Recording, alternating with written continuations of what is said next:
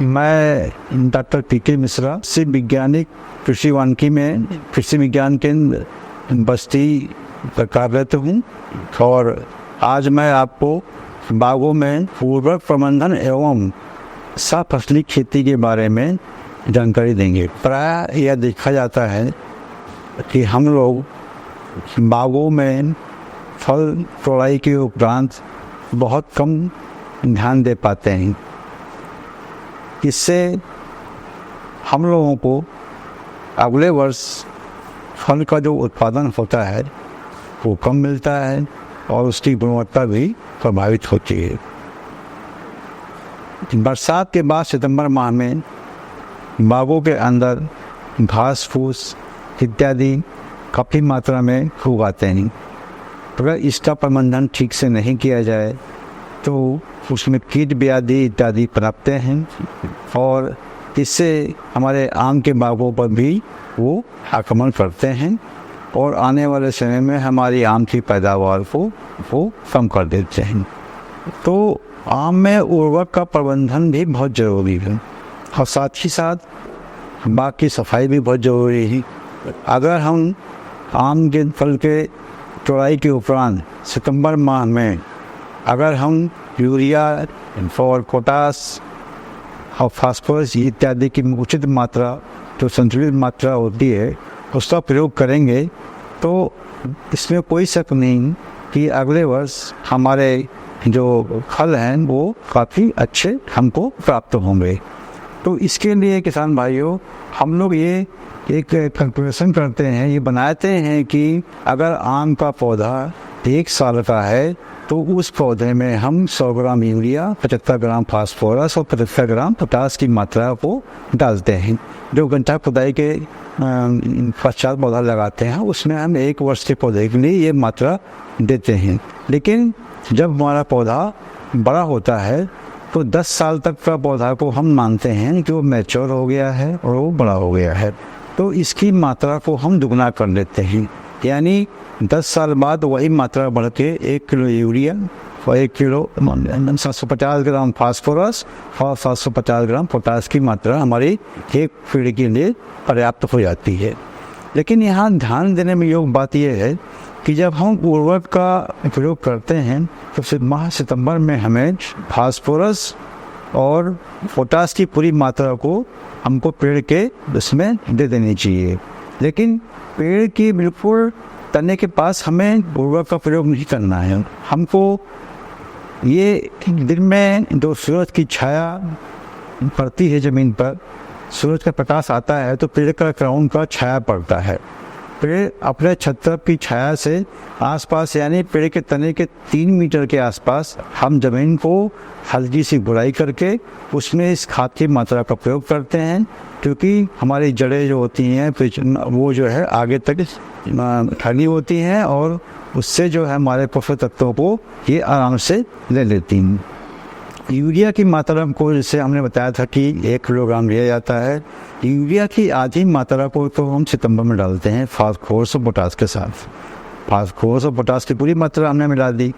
लेकिन यूरिया की आधी मात्रा को हम जो है वो जब बसंत ऋतु आती है फरवरी में तो उसमें इसको जो है उपयोग करते हैं। तो इस तरह अगर हमारे किसान भाई अपने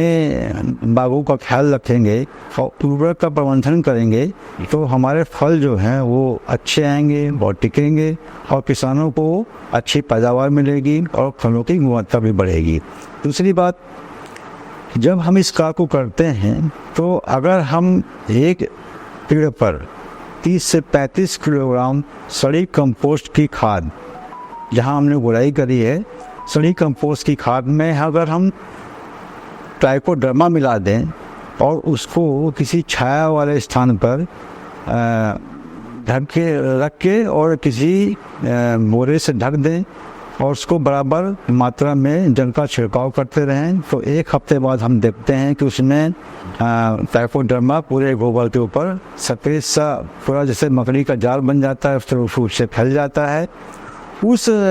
खाद को जहां हमने गुड़ाई की है उसमें मिला के अब वापस बोर देंगे तो ये बहुत ही आम के बाग के लिए बहुत बड़ा रामबाग में काम करेगा, और बाग की जो स्वच्छ पेड़ है उसको ये बहुत सपोर्ट करेगा। दूसरा क्या है कि हम लोग जब खरपतवार इत्यादि का जब हम लोग काट के इसको हटाते हैं तो इससे भी जो अनवांटेड हमारे कीट व्याधि इत्यादि उसमें पनपते हैं, जो अंत में इनको कुछ खाने को नहीं मिलता है तो वो आम के पेड़ पर ही अटैक करते हैं, तो उससे भी हमको काफ़ी बचाव हो जाता है। और नहीं तो हमको फिर उसमें बचाव के लिए अन्य रूप से कीटनाशकों का प्रयोग करना पड़ता है और हमारा अनावश्यक रूप से खर्चा भी बढ़ जाता है। तो अगर हम अपने क्षेत्रों में बागों में इस तरह आम के बाग है इत्यादि के उसमें उर्वरक का प्रयोग करेंगे तो हमारी जो उपज है वो बढ़ेगी। किसान भाई उसमें एक महत्वपूर्ण चीज़ ये भी है कि आम के बाग में ज़्यादातर ये देखा जाता है कि हम लोग उसके नीचे कोई और फसल इत्यादि नहीं लेते हैं, क्योंकि छाया उसमें काफ़ी हो जाती है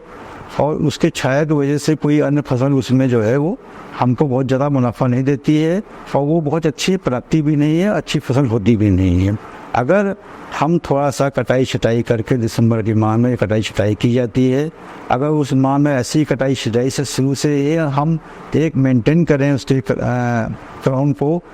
इस तरह मेंटेन करें कि सूरज की रोशनी ज़मीन तक पहुंच जाए। जब सूरज की रोशनी ज़मीन तक पहुंच जाएगी तब उसके नीचे जो छाया में पौधे हो सकते हैं, जो छाया में फसलें हो सकती हैं, वो हम उगा के अतिरिक्त आमदनी प्राप्त कर सकते हैं। इस छाया में उगने वालों में हमारा जो प्रमुख है वो है सूरन यानी जिमीकंद और हल्दी। सूरन और जिमीकंद दोनों छाया प्रिय पौधे हैं और ये छाया में भी सर्वाइव कर जाते हैं। तो अगर किसान भाई सूरन और हल्दी को अपने बाग में इंटरक्रॉपिंग के रूप में यूज़ करते हैं तो किसान को आम के फल के अतिरिक्त आमदनी भी प्राप्त हो जाती है। इसका एक फ़ायदा और भी मिलता है कि जब हम सूरन और हल्दी लगाने के लिए खेत की गुड़ाई निकाई करते हैं और उसमें खरपतवार इत्यादि निकालने के लिए मजबूर लगाते हैं तो वही खरपतवार के जो निकाई गुड़ाई होती है और जो खाद उर्वरक का प्रयोग किया करते हैं वो हमारे आम के बागों को भी बराबर मिलता रहता है। तो इससे हमारे दोनों फसलों को एक साथ हम जो है प्रबंधन कर लेते हैं और इस तरह हमको जो है लाभ अच्छा मिल सकता है।